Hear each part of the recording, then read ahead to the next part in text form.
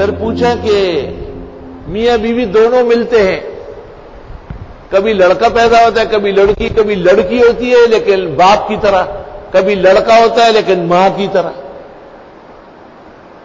آپ نے اس کا زبردست جواب دیا۔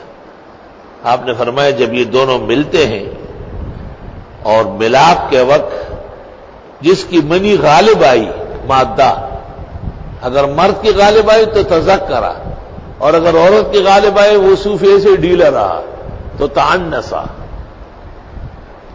تو اس کو لوگ نہیں سمجھتے۔ میں ایک زمانے میں فجر میں ترجمہ پڑھاتا تھا، باہر سے کوئی مسٹر صاحب آئے تھے، وہ یہاں کونے میں بیٹھتے تھے، اپنا قرآن پڑھتے تھے کہ میں تمہارے ترجمے نہیں پڑھتا۔ اس آیت کی تشریح سورۃ طارق میں نے کی اس وقت، یخرج من بین الصلب والترائب۔ تو جب یہ تشریح سن لی تو جلدی قرآن مجید لے کے تپائی پہ بیٹھ گیا اور لوگوں سے کہا کہاں ہے آیت؟ تو اصل میں وہ جو حدیث کے الفاظ ہے اس کا مطلب بظاہر یہ معلوم ہو رہا ہے کہ جس کی منی زیادہ ہو، اور یہ بالکل مراد نہیں ہے، بلکہ جس کی منی میں حیاتیت ہو۔ تو جس وقت دو مادے چھوٹتے ہیں، اگر مرد پہلے فارغ ہوا تب بھی ختم، اگر عورت پہلے فارغ ہوئی تب بھی ختم۔ جب اللہ چاہے کہ درمیان میں تولد ہو جائے تو دونوں مادے اکٹھے پھوٹتے ہیں۔